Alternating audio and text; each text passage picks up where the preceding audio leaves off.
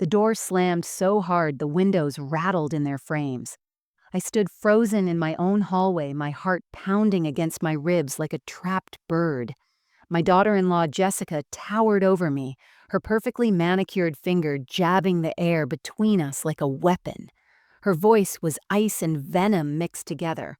"Sign over the house, Margaret, or you'll never see Jacob again. Do you understand me? Never!" My knees buckled. I grabbed the wall to steady myself, feeling the cool plaster beneath my trembling fingers. For a moment, I couldn't breathe. The hallway spun, but then something flickered inside me, something she couldn't see. I smiled, just faintly, just enough, because she had no idea what I'd done last week. Before we start, let us know in the comments where you're watching from. Don't forget to like, share, and subscribe for more powerful stories. My name is Margaret Eleanor Thompson. I'm 72 years old, and if you saw me at the grocery store, you'd probably think I'm just another quiet old woman buying bread and cat food. You wouldn't know my story. You wouldn't know what I've survived. I was a school teacher for 40 years. I taught 3rd grade at Lincoln Elementary, where I watched thousands of children learn to read, to dream, to believe in themselves. I still remember their faces, their laughter, the way their eyes lit up when they finally understood a difficult math problem. Teaching wasn't just my job, it was my purpose. But my greatest role wasn't in the classroom, it was at home. When my husband Thomas died of a heart attack 37 years ago, our son Daniel was only 8 years old. I remember that terrible morning like it was yesterday. One moment, Thomas was drinking coffee at the kitchen table, smiling at some joke Daniel had told. The next moment, he was gone. Just like that. Gone. I became everything after that: mother and father, provider and protector. I worked 2 jobs, sometimes 3. I waitressed on weekends. I tutored students after school. I sold our 2nd car, our vacation fund, anything we didn't absolutely need. I wore the same 3 dresses for years. I ate less so Daniel could eat more. I never complained. I never let him see me cry. I put Daniel through college. I paid every tuition bill, every textbook fee, every dorm cost. I didn't take vacations. I didn't go to movies. I didn't buy myself anything new. Everything I had, everything I earned, went to my son. Because that's what mothers do. That's what love looks like. Now I'm a grandmother to Jacob, my 5-year-old sunshine. He has Thomas's eyes and Daniel's laugh. Every Sunday, I bake chocolate chip cookies, and we sit at my kitchen table coloring pictures of dinosaurs and superheroes. He calls me Grandma Maggie. He tells me I make the best sandwiches in the whole world. I'm the woman who apologizes too much, who always puts others first, who believes family is everything, even when family doesn't believe in you. I never imagined the people I loved most could become strangers. I never thought my own son would look at me and see dollar signs instead of his mother. But that's exactly what happened. My life before everything fell apart was beautifully simple. Some people might have called it boring, but to me it was perfect. It was peaceful. It was mine. Every morning I woke up at 6:30, just as the sun started painting my bedroom walls golden. I'd make myself a cup of tea, Earl Grey with a splash of milk, and sit in Thomas's old rocking chair by the window. I'd watch the neighborhood wake up, Mrs. Chen walking her poodle, the Martinez kids waiting for the school bus, the mailman making his rounds. These small rituals gave my days rhythm and meaning. By 7, I'd be in my garden. Thomas planted it 43 years ago, back when his hands were strong and his laugh was loud. The roses he chose still bloom every spring, deep red like Valentine hearts. I talk to them while I water them. I tell them about my day, about Jacob's latest drawings, about the funny thing I saw on television. Sometimes I swear they listen. Sometimes I feel Thomas listening too. Tuesdays and Thursdays were my favorite days. That's when Daniel and Jessica brought Jacob over after his preschool. I'd hear his little feet running up my front steps, and my whole world would light up. He'd burst through the door shouting, "Grandma Maggie," and throw his arms around my legs. Those hugs were everything. I kept a special drawer in my kitchen just for him. crayons in every color, coloring books with animals and astronauts, stickers shaped like stars and trucks. We'd sit at the same wooden table where I once helped Daniel with his homework, and Jacob would create masterpieces while I made his favorite snack. Peanut butter sandwiches cut into perfect triangles, crusts removed, with apple slices on the side. He said I made them better than anyone, even his mommy. Jessica would sit in the living room scrolling through her phone while Daniel talked about his work at the insurance company. I'd nod and smile, happy just to have them there. Happy to hear my son's voice filling the rooms that sometimes felt too quiet. Sundays were sacred. The whole family came for dinner. I'd spend all afternoon cooking, the house filling with the smells of roast chicken, garlic mashed potatoes, green beans with almonds, and apple pie cooling on the counter. My grandmother's recipes, passed down through generations. I'd set the table with the good china, the plates with the little blue flowers that Thomas gave me on our 10th anniversary. We'd sit together, passing dishes and sharing stories. Jacob would tell us about his friends at school. Daniel would talk about maybe getting promoted.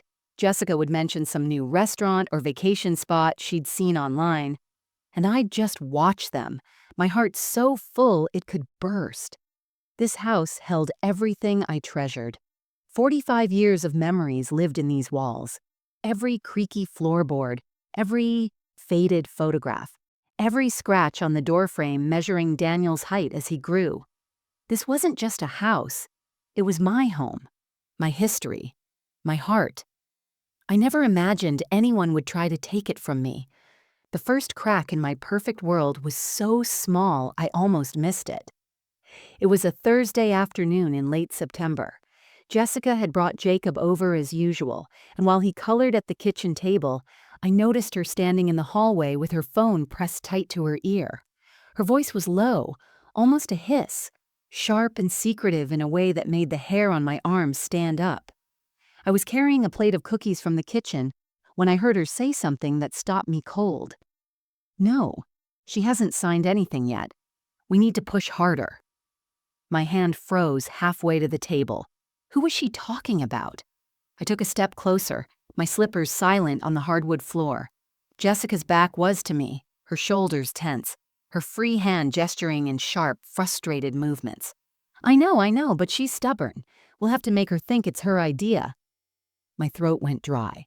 I must have made a sound because Jessica whipped around, her eyes going wide for just a second before her face smoothed into a bright, fake smile. "Oh, Margaret, I didn't hear you there." She lowered the phone. "Just talking to a friend about a work thing.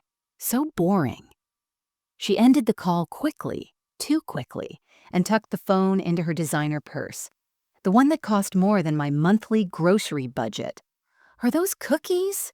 Jacob will love those." Her voice was sugary sweet, but something felt wrong, like a door that doesn't quite close all the way.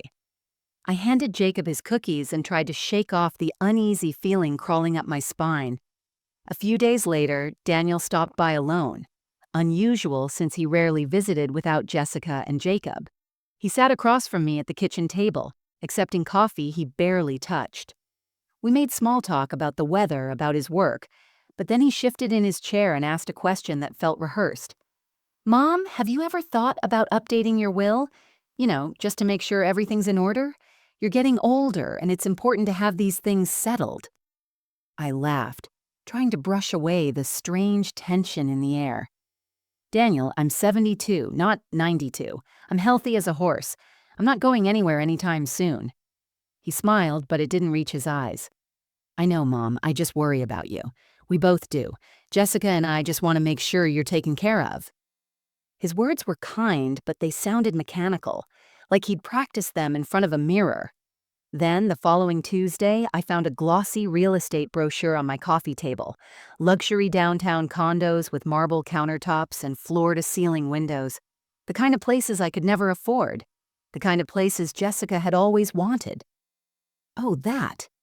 Jessica waved her hand dismissively when I asked about it. The realtor must have left it by mistake when she was visiting the neighbors. I'll throw it out. But her eyes flickered away from mine when she said it. I wanted to believe her. I told myself I was being paranoid, seeing shadows where there was only light. These were my family, my son, my grandson's mother. They loved me, didn't they? But deep in my chest, something small and cold whispered that something was very, very wrong. I spent the next 2 weeks convincing myself I was losing my mind. Every time that cold whisper of doubt crept into my thoughts, I shoved it down deep where I couldn't hear it. I made excuses. I built walls of justification around every strange moment, every odd conversation, every uncomfortable feeling that twisted in my stomach. Daniel was my son. The baby I held in my arms 39 years ago, the little boy who used to climb into my bed during thunderstorms, the teenager who cried on my shoulder when his first girlfriend broke his heart, the man who hugged me so tight at his college graduation and whispered, "I couldn't have done this without you, Mom," that Daniel would never hurt me, that Daniel loved me. Jessica could be cold sometimes, yes. She had always been more interested in her phone than in conversation. She rarely helped with dishes after Sunday dinners. She sometimes made little comments about my outdated furniture or my old-fashioned cooking. But she was busy. She was stressed with work and raising Jacob. That's all it was. I was being too sensitive. Maybe they were planning a surprise for my birthday next month. Maybe that's why they were being secretive. Maybe the real estate brochure was exactly what Jessica said, just a mistake. Maybe Daniel's questions about my will came from a place of genuine concern, not greed. At night, I'd lie in bed staring at the ceiling, Thomas's pillow still beside me, even after all these years. I'd talk to him in the darkness. "I'm being silly, aren't I?" I'd whisper. "I'm imagining things. They're good people. Daniel is a good man because we raised him right." You'd tell me I'm worrying over nothing. I'd pick up the framed photo on my nightstand, the one of Thomas and me on our wedding day, both of us so young and full of hope. I'd trace his face with my finger. I'm just getting old and paranoid. That's what this is. During the day, I'd pray. I'd kneel beside my bed with my rosary beads and ask God to forgive me for thinking such terrible thoughts about my own family. What kind of mother suspects her son of betrayal? What kind of grandmother questions the motives of her grandson's parents? I went to church that Sunday and lit a candle. I sat in the pew and watched families together, children squirming in their seats, parents shushing them gently. I thought about all the Sundays I'd brought Daniel here, teaching him to be kind, to be honest, to be good. Those lessons had stuck. They had to have stuck. When Jessica snapped at me for forgetting to buy the expensive organic milk Jacob supposedly needed, I apologized profusely. When Daniel called and asked again about my future planning, I told him I'd think about it. When I found them whispering in my living room and they went silent the moment I walked in, I pretended not to notice.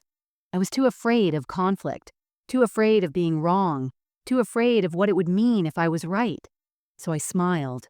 I baked cookies. I set the table for Sunday dinners. I pushed every warning sign into a box in the back of my mind and locked it tight, because believing the lie was easier than facing the truth. The truth has a way of finding you, even when you're hiding from it. It was a Wednesday morning, unseasonably cold for October. Daniel had stopped by the night before to check on me, which had become more frequent lately. We'd had tea, talked about nothing important, and he'd left his jacket draped over my couch, an expensive navy blazer that Jessica had bought him for his birthday. I noticed it that morning while dusting.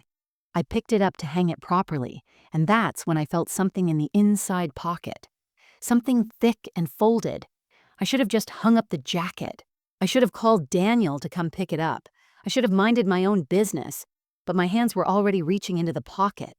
It was a manila folder, the kind you buy at office supply stores. Nothing special about it. But when I opened it, my entire world tilted sideways. Printed emails, at least a dozen of them, organized by date. The first one was from 3 months ago, from Jessica Thompson to Daniel Thompson. Subject, the plan. We need to move faster. Once your mother signs over the house, we can list it immediately. Real estate agent says we could get at least $850,000, maybe more. That's enough to pay off our debts and put a down payment on the lake house.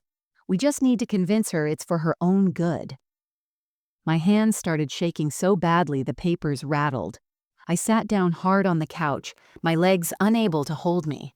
I read it again, then again. The words didn't change. The next email was worse. From Daniel Thompson to Jessica Thompson. Subject, the plan. I mentioned the will thing yesterday. She brushed it off. We need a different approach. What about the retirement home angle? We tell her the house is too much for her to handle, that she could fall, that we're worried. Play on her guilt. She'll cave. Guilt. He wanted to use my love against me. I flipped through more emails, each one a knife to my heart. They discussed which retirement facility was cheapest. They calculated how much they'd profit after selling my house and paying for my care.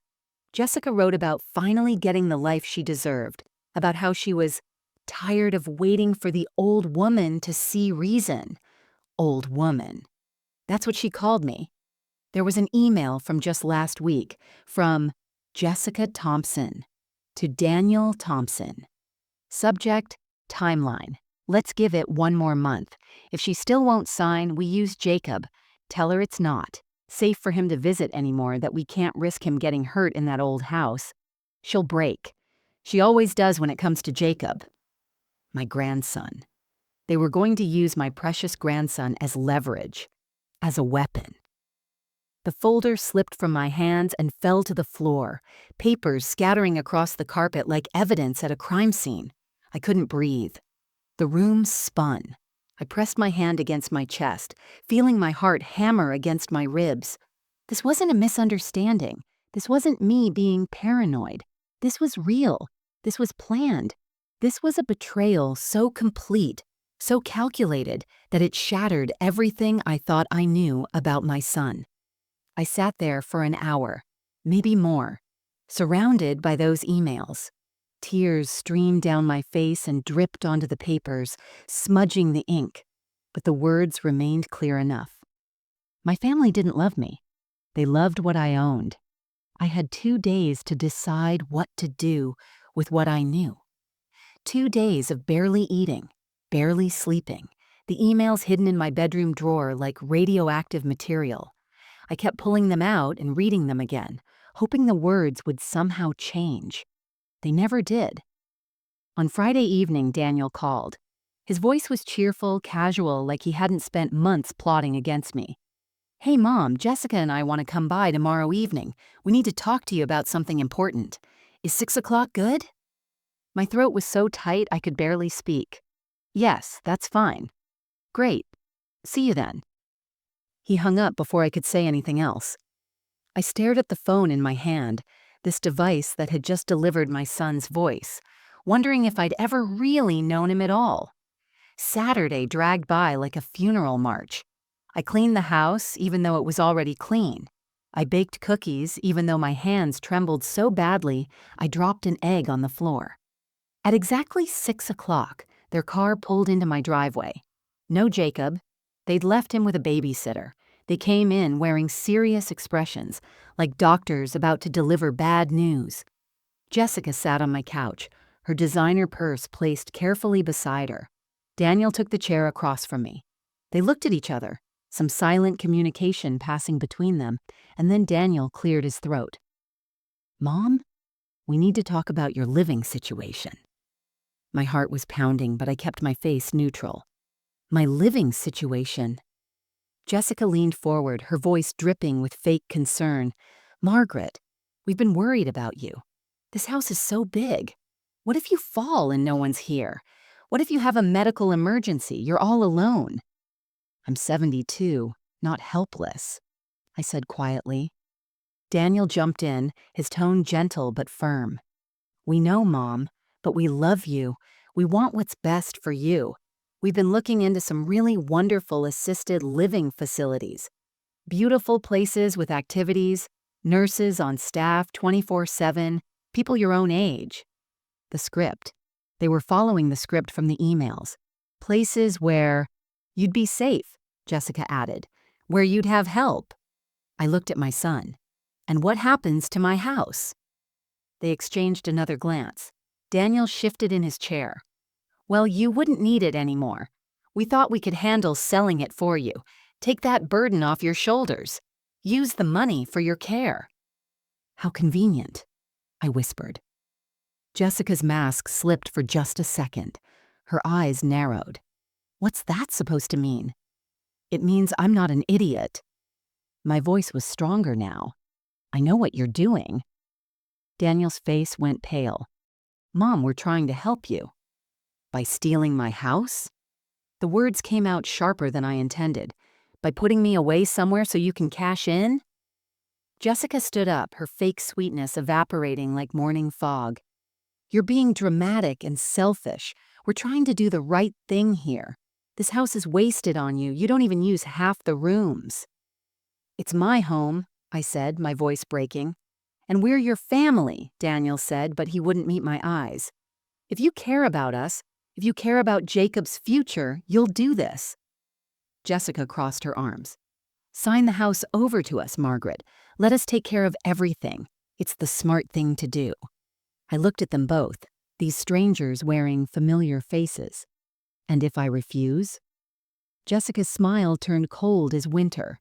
Then maybe it's not safe for Jacob to visit anymore. This house is old.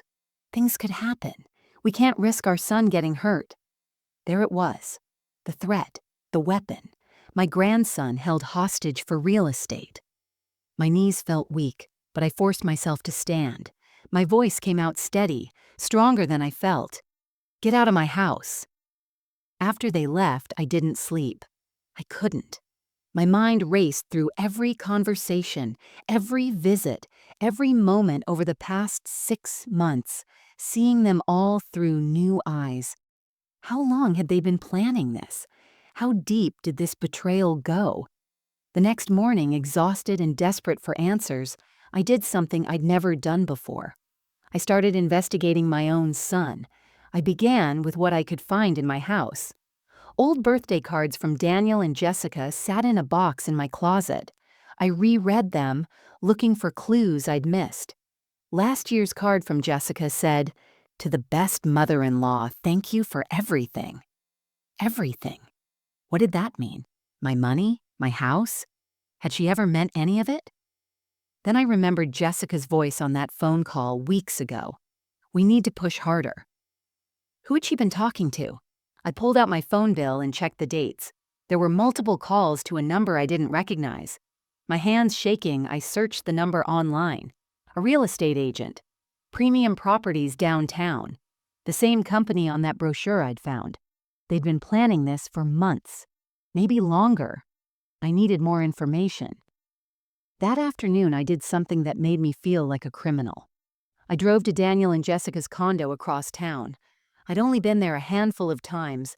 They rarely invited me over, always insisting it was easier to visit me instead.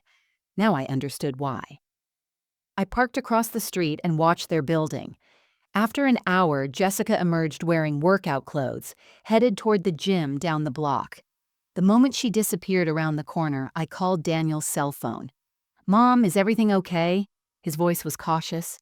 "I need to apologize about yesterday," I lied, forcing sweetness into my tone.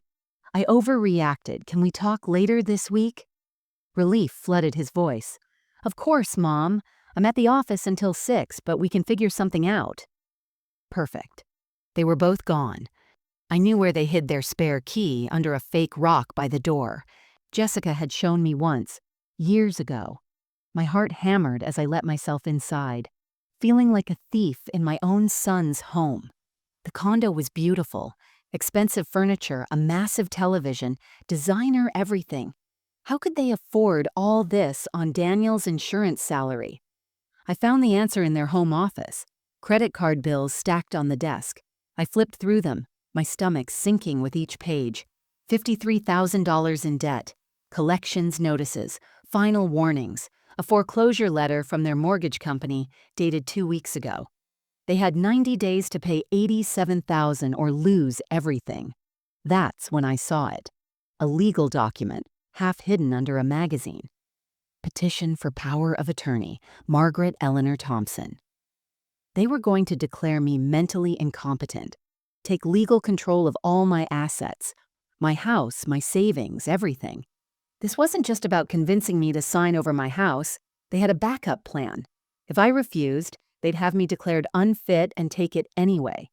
I photographed everything with my phone, my hands trembling so badly, some pictures came out blurred. Bank statements showing they'd been living far beyond their means for years.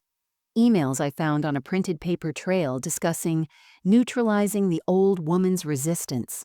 Jessica's handwritten notes about which retirement homes were cheapest, calculating maximum profit margins. The worst discovery was in a folder labeled Plan B. Inside were brochures for memory care facilities, research about dementia symptoms, and notes in Jessica's handwriting. Forgetfulness? Confusion? Document everything. Build the case. They were going to gaslight me, make me think I was losing my mind, gather fake evidence of cognitive decline, then use it to strip away my rights. I took pictures of everything and left exactly as I'd found it, my whole body shaking with rage and heartbreak. This wasn't just greed. This was systematic, calculated destruction. They weren't just trying to take my house. They were trying to erase me completely. I made it home before the tears came. I barely got the front door closed before my legs gave out, and I collapsed right there in the hallway, my back against the wall, sobs tearing through my chest, like something was being ripped out of me. 40 years of sacrifice, and this was my reward. I crawled to the living room, not trusting my legs to hold me. Every photograph on the mantel felt like a lie now.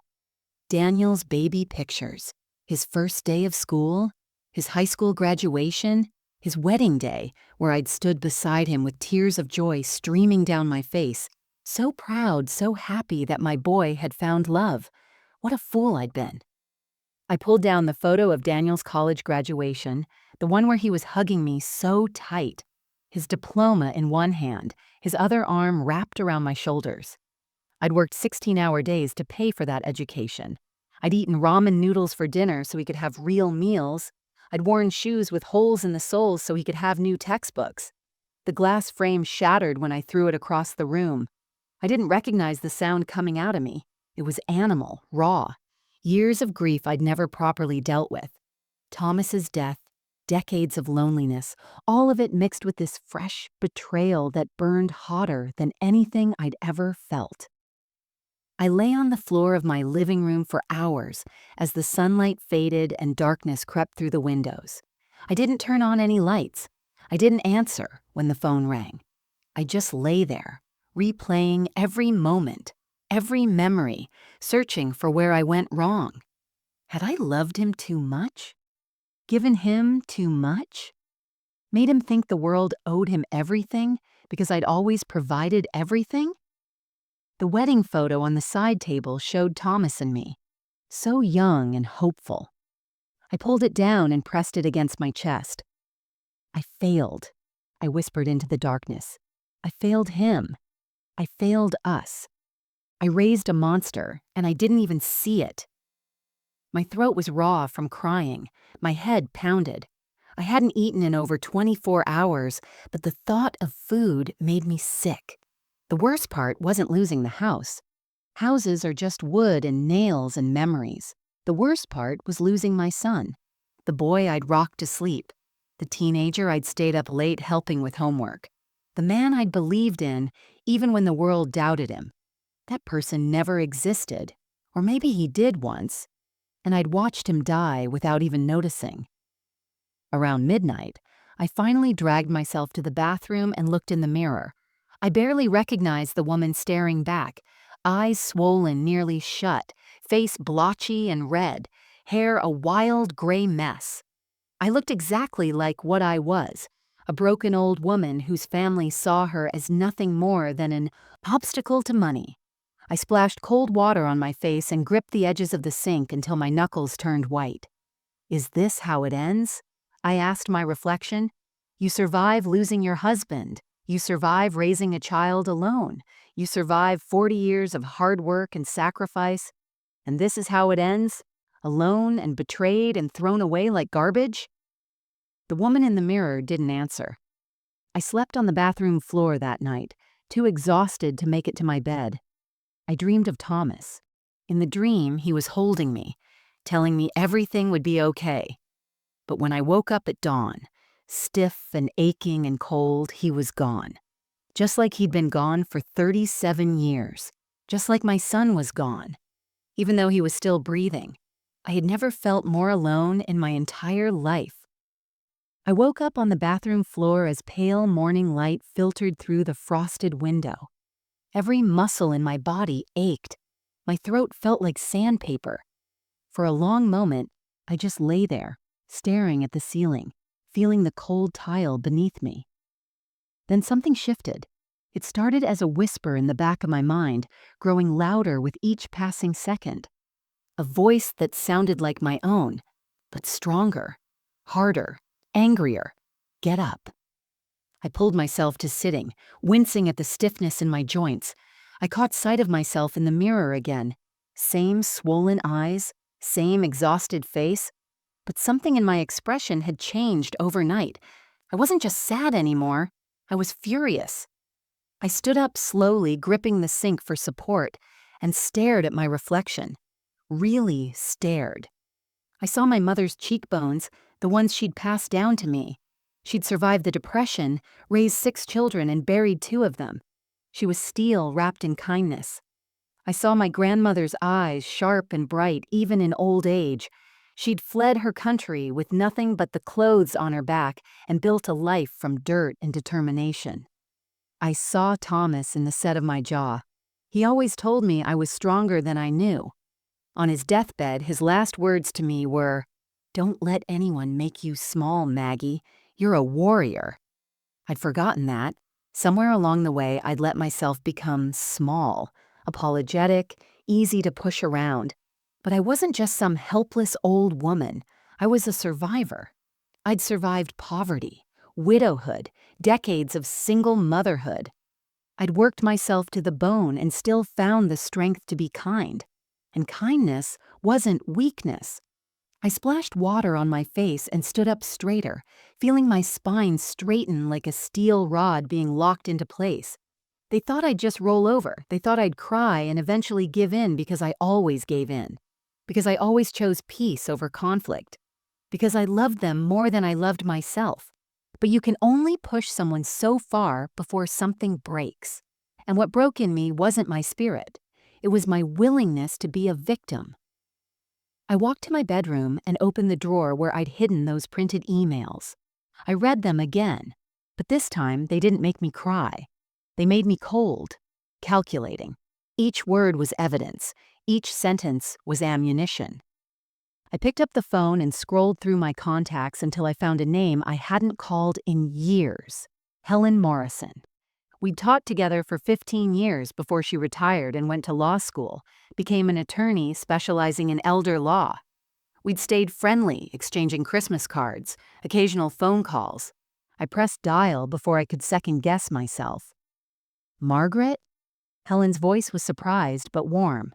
"It's been ages. How are you?" My voice came out steady, clear, nothing like the broken woman who'd spent the night on a bathroom floor. "Helen, I need your help. My son is trying to steal my house, and I need to make sure he never succeeds." There was a pause. Then Helen's voice changed, becoming sharp and professional. "Tell me everything." And I did.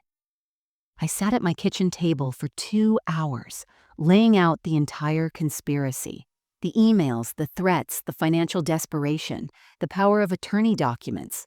The plan to have me declared incompetent. Helen listened without interrupting, and I could hear her taking notes. When I finished, there was a long silence. "Margaret," Helen finally said, her voice tight with controlled anger. "What they're doing is elder financial abuse. It's illegal, and we're going to stop them." Those words lit something inside me that I thought had died. Hope. Not the soft, naive hope I'd carried before. This was sharp-edged hope. the kind that cuts through lies and doesn't apologize for taking up space. "What do I need to do?" I asked. "First, you fight back, and I'm going to help you." I hung up the phone and looked around my kitchen. This house that held 45 years of memories. This home they wanted to steal. They'd made a critical mistake. They'd assumed I was weak, but I'd spent 4 decades being both mother and father, teacher and provider, friend and fighter. I wasn't weak. I was just getting started. Helen arrived at my house the next morning with a leather briefcase and a fire in her eyes I'd never seen before. She'd always been passionate about protecting seniors, but this was personal now. This was her friend being attacked. We sat at my kitchen table, the same table where Daniel and Jessica had threatened me, and turned it into a war room. "First things first," Helen said, pulling out documents. "We need to protect your assets immediately. The fact that they're preparing power of attorney paperwork means we're on a clock. If they file that petition and get a judge who doesn't look too closely, you could lose control before you even know what's happening." My hands clenched into fists. "What do? We create a trust. Today, right now." Helen spread papers across the table. "We put your house into an irrevocable trust with your grandson Jacob as the sole beneficiary. He won't be able to access it until he turns 25. Until then, I'll serve as trustee, managing everything according to your wishes. Can they challenge it? They can try, but they'll lose. You're clearly mentally competent. We'll have a doctor evaluate you this week to document that. We'll record the whole process, show you're of sound mind, acting of your own free will. By the time we're done, this trust will be bulletproof." I signed the first document, my hands steady. Each signature felt like armor clicking into place. What else? Helen pulled out a small device, barely bigger than a USB drive, a voice recorder. "From now on, every conversation you have with them, you record. Keep it in your pocket. Illinois is a one-party consent state, which means you can legally record any conversation you're part of without telling them." I took the recorder, feeling its weight in my palm. A tiny weapon. Get them to repeat their threats. Get them to talk about the house, about putting you in a facility, about keeping Jacob away. The more evidence we have, the stronger your case. Over the next 3 days, we worked like generals preparing for battle. Helen arranged for Dr. Patricia Chen, a respected geriatric psychiatrist, to evaluate me. Dr. Chen spent 4 hours putting me through cognitive tests, memory exercises, psychological assessments. The results were clear. I was sharp, competent, and fully capable of managing my own affairs. "Mrs. Thompson," Dr. Chen said warmly, "you're mentally sharper than people half your age. If anyone tries to claim otherwise, I'll testify to that in any court in this country." We documented everything. Helen photographed my clean, well-maintained house.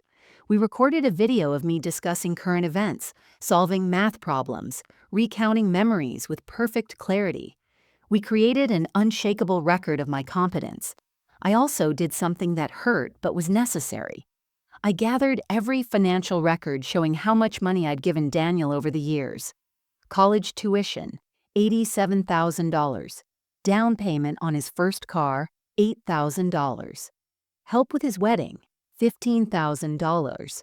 Gifts, loans he never repaid, emergency money when he lost a job 3 years ago, another $23,000. Total, $133,000. Money I'd given freely out of love. Money I'd never asked him to repay because he was my son. Helen documented it all.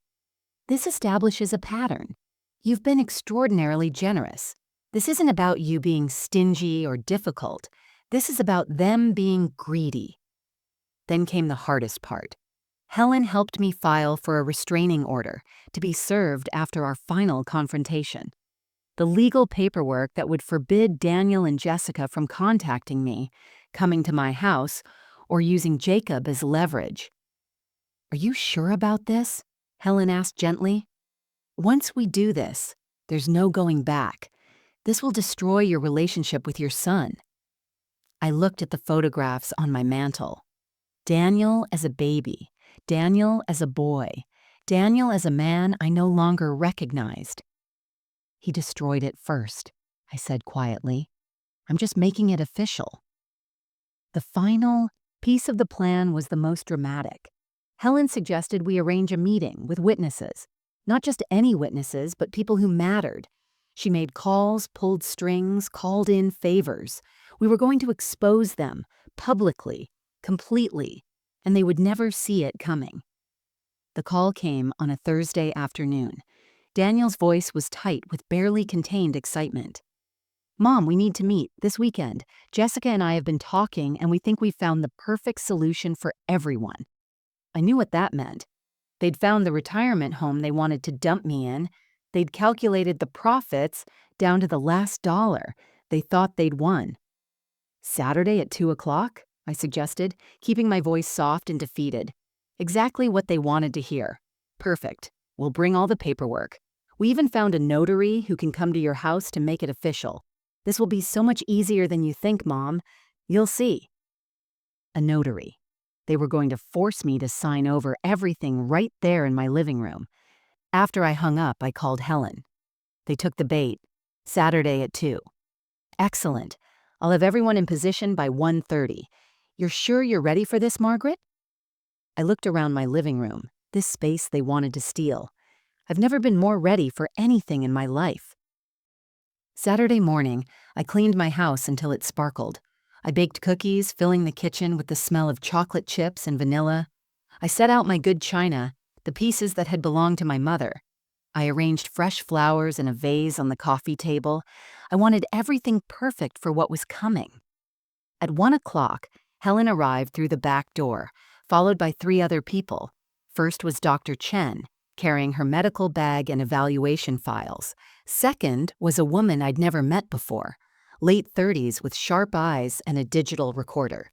Helen introduced her as Sarah Martinez, an investigative journalist who specialized in elder abuse cases for the local NBC affiliate. Mrs. Thompson, Sarah said, shaking my hand firmly, thank you for trusting us with your story. What's happening to you happens to thousands of seniors every year. Most are too ashamed to speak up. The third person was Michael Ross, a court-appointed social worker Helen had brought in to witness and document everything. They set up in my dining room, just out of sight from the living room but close enough to hear everything. Sarah positioned a tiny camera on my bookshelf, disguised among the photo frames. The voice recorder Helen had given me was already in my cardigan pocket, tested and ready. At 1:45, Helen squeezed my hand. Remember, stay calm. Let them talk. Let them reveal exactly who they are. We'll handle the rest. My heart was hammering, but my hands were steady. At exactly 2 o'clock, I heard a car door slam. Through the window, I watched Daniel and Jessica walk up my front path. Jessica was carrying a designer bag, probably stuffed with documents. Daniel had a leather folder under his arm. Behind them, a thin man in a cheap suit followed. The notary, briefcase in hand, ready to witness my surrender. They had no idea what they were walking into. Jessica didn't knock. She never did anymore.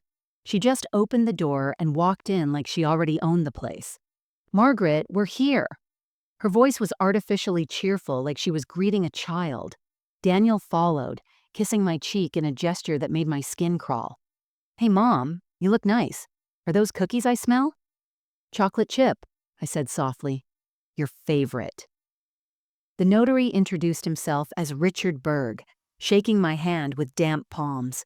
He seemed nervous, probably sensing something off about this whole arrangement. They settled into my living room.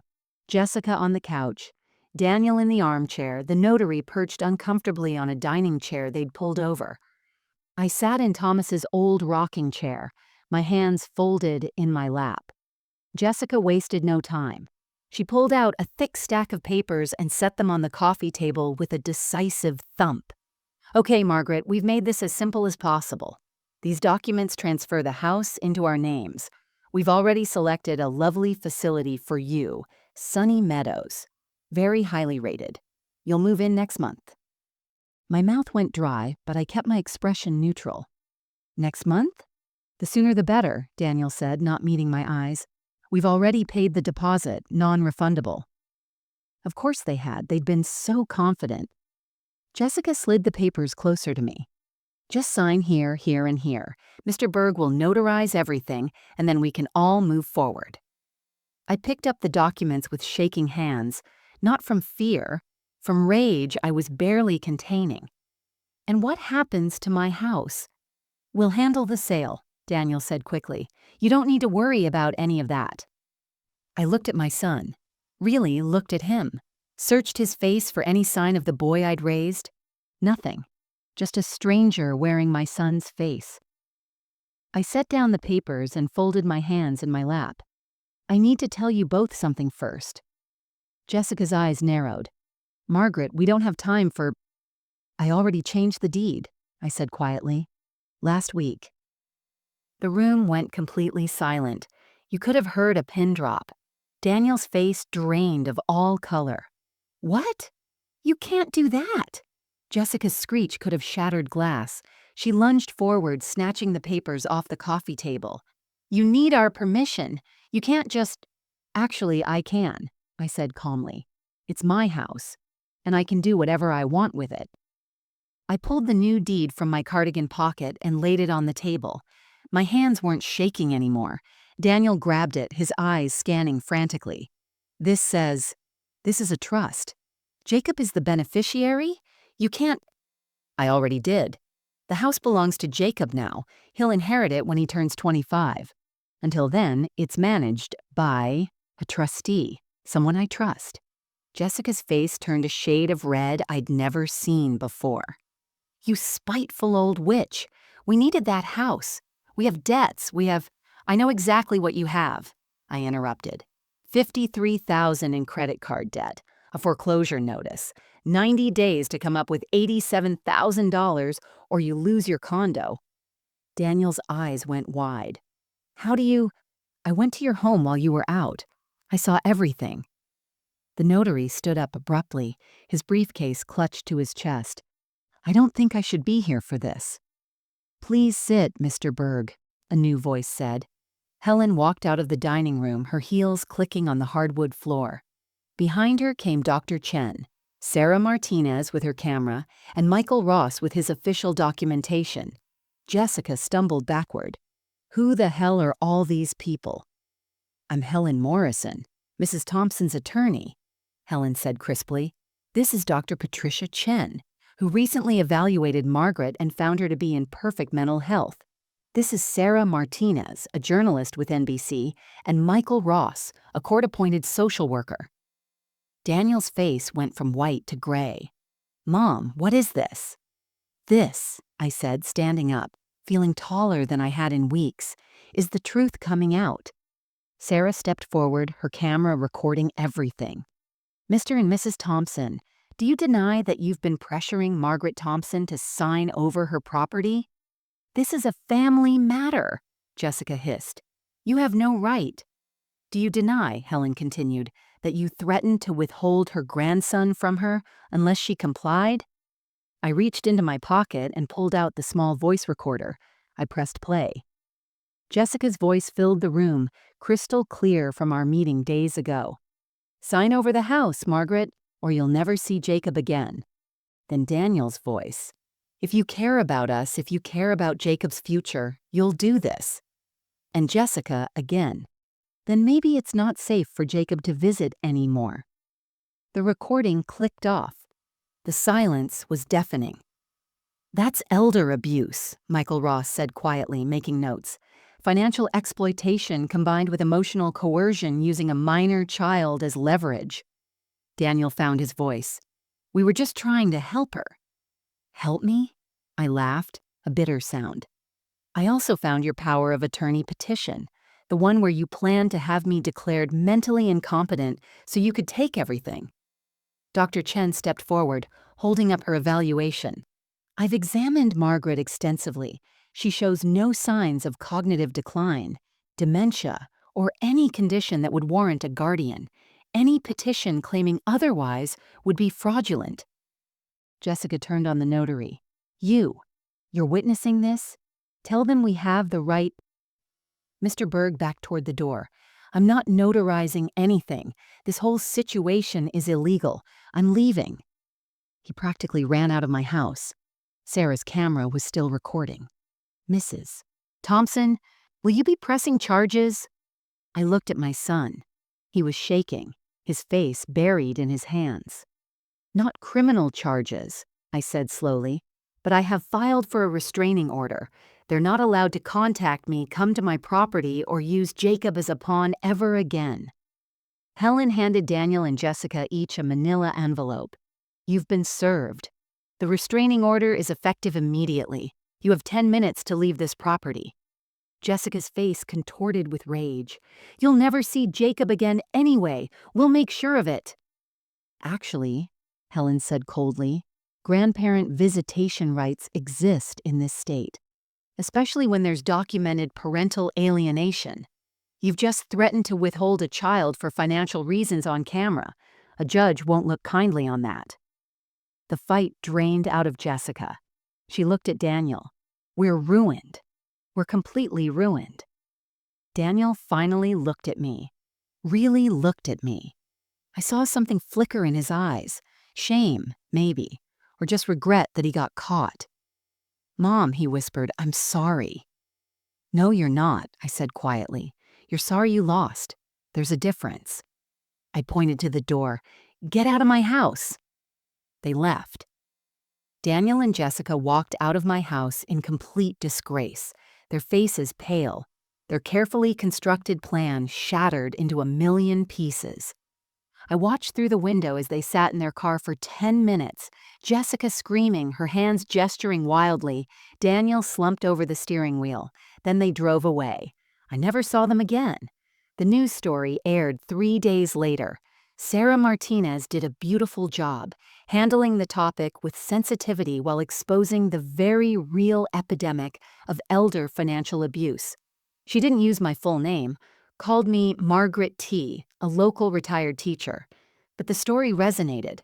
My phone rang off the hook with calls from old friends, former colleagues, neighbors I barely knew, all offering support. The restraining order held.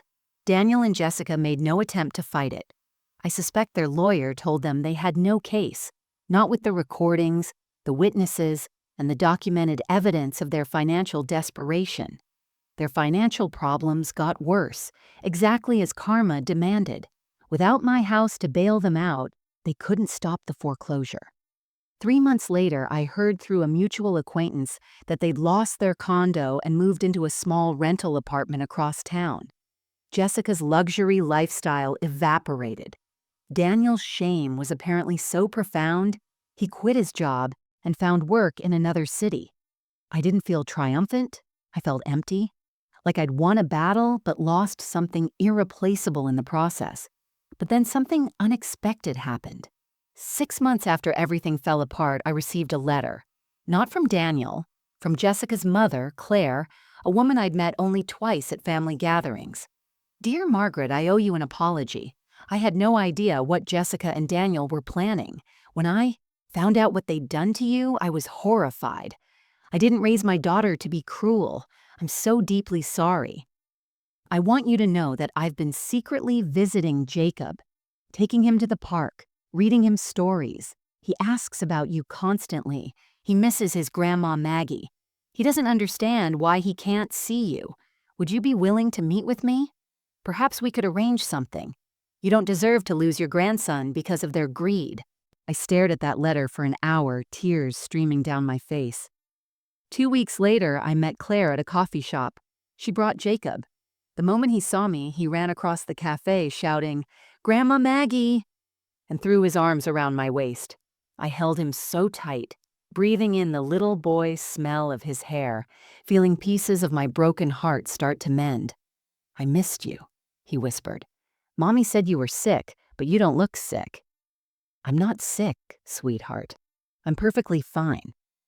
Claire and I worked out an arrangement. With her help, completely separate from Daniel and Jessica, I could see Jacob once a week. She'd bring him over, stay for a while, then pick him up. It wasn't perfect. It wasn't what I'd dreamed of. But it was something. I started volunteering at the Senior Resource Center downtown, talking to other elderly people about financial abuse, teaching them the warning signs, helping them protect themselves. Helen joined me, offering free legal consultations. We helped 17 people in the first year alone, 17 seniors who didn't have to lose everything the way I almost did. My house felt different now, lighter somehow, even though it held so much sadness. I redecorated Daniel's old bedroom, turning it into a craft room. I painted the walls a cheerful yellow. I bought new curtains. I erased the shrine to a son who didn't exist anymore. The neighbors became my family. Mrs. Chen from across the street brought me soup when I had a cold. The Martinez family invited me to their daughter's quinceañera. I joined a book club, made new friends, women my age, who understood loss and resilience. I planted new flowers in Thomas's garden, not to replace the old ones, but to grow alongside them. Red roses for the past, white lilies for the future. Jacob turned 6, then 7. Each year, Claire brought him to my house for his birthday. I baked his favorite cake, chocolate with vanilla frosting. We played games and read books, and he told me about school, about his friends, about his dreams of becoming an astronaut. He never mentioned his parents during our visits, and I never asked. The trust remained ironclad. Helen managed it perfectly, investing wisely, ensuring that when Jacob turned 25, he'd inherit not just a house, but a legacy. A reminder that real love protects. It doesn't consume. I slept better than I had in years. No more wondering if I was being paranoid. No more making excuses for cruelty disguised as concern. No more shrinking myself to make others comfortable. I was 73 years old, and for the first time in a very long time, I was free. 3 years have passed since that terrible Saturday when everything changed. I'm 75 now, and I stand in my garden on a warm spring morning, watching Thomas's roses bloom in shades of deep crimson. The flowers he planted over 4 decades ago still thrive, still push through the soil every year, still refuse to die, just like me. In my hand is a photograph. Jacob at 9 years old, grinning at the camera, gap-toothed and beautiful. Claire took it last week during one of our visits. He's growing so fast, this grandson of mine. He still calls me Grandma Maggie. He still loves my chocolate chip cookies. And now he's old enough to understand, in simple terms, why he doesn't see his parents when he visits me. They made bad choices, I told him once when he asked. Sometimes people we love disappoint us, but that doesn't mean we stop being who we are. He'd nodded solemnly, processing this in the way children do, accepting it without the complicated bitterness adults carry. I think about Daniel sometimes, wonder if he ever truly understands what he lost. Not the house or the money, but something infinitely more valuable: trust, love. A mother who would have given him anything if he'd just asked with honesty instead of taking with lies. I don't hate him. Hate requires energy I'd rather spend on living. But I don't miss him either. You can't miss someone who was never really there. The story Sarah Martinez told reached farther than I ever imagined. I still receive letters from strangers, other elderly people who recognize themselves in my story. Some escaped similar situations, others weren't as lucky. I answer every single letter, offering what wisdom I can, reminding them that it's never too late to stand up for yourself. Helen and I expanded our volunteer work. We now teach monthly workshops on elder rights, financial protection, and recognizing abuse. We've helped over 60 families navigate these painful waters. Every person we help feels like a small victory against the darkness that almost swallowed me whole. My house is still mine, still filled with memories, but different ones now. Better ones. Book club meetings in the living room, Jacob's artwork covering my refrigerator, Helen stopping by for tea and conversation, Mrs. Chen teaching me to make dumplings in my kitchen. I learned something important through all of this. Family isn't always blood. Sometimes family is the lawyer who fights for you for free, the neighbor who checks on you during snowstorms, the journalist who tells your story with compassion, the grandmother-in-law who risks her own relationship with her daughter to reunite you with your grandson. Sometimes family is the people who choose to love you, not the people who are obligated to. And I learned that being kind doesn't mean being weak, that saying no isn't selfish, that protecting yourself isn't cruel, that sometimes the most loving thing you can do is set a boundary and defend it with everything you have. I'm not a victim. I never was. I was just a woman who temporarily forgot her own strength. But I remember now, greed is a poison that destroys families from the inside out. When the people you love start seeing you as an obstacle instead of a person, when they measure your worth in dollars instead of decades of sacrifice, they've already betrayed everything that matters. But here's what I want you to understand. You don't owe anyone your dignity, not your children, not your family, not anyone. Love should never come with the price tag of your self-respect or your security. Being a good parent doesn't mean letting your children destroy you. Being a good grandparent doesn't mean accepting manipulation to see your grandchildren. Being a good person doesn't mean being a doormat. Stand up, fight back, protect what's yours. Not because you're greedy, but because you're worthy of respect. Trust your instincts when something feels wrong. Document everything. Ask for help. Refuse to be ashamed. And remember, it's never too late to save yourself. So now I want to ask you something. Put yourself in my shoes for a moment. If your own child, the person you sacrificed everything for, tried to take your home, your security, your dignity, what would you do? Would you fight back like I did? Would you forgive them? Would you handle it differently? Tell me in the comments below. I read every single one, and your stories matter. Your voices matter. If this story touched your heart, if it made you think about someone in your own life who might be going through something similar, please share it. You never know who needs to hear that they're not alone, that they're not crazy, that they deserve to fight for themselves. And don't forget to subscribe for more true stories about courage, survival, and the incredible strength we discover when life pushes us to our breaking point. Remember, you are stronger than you know. Never let anyone convince you otherwise.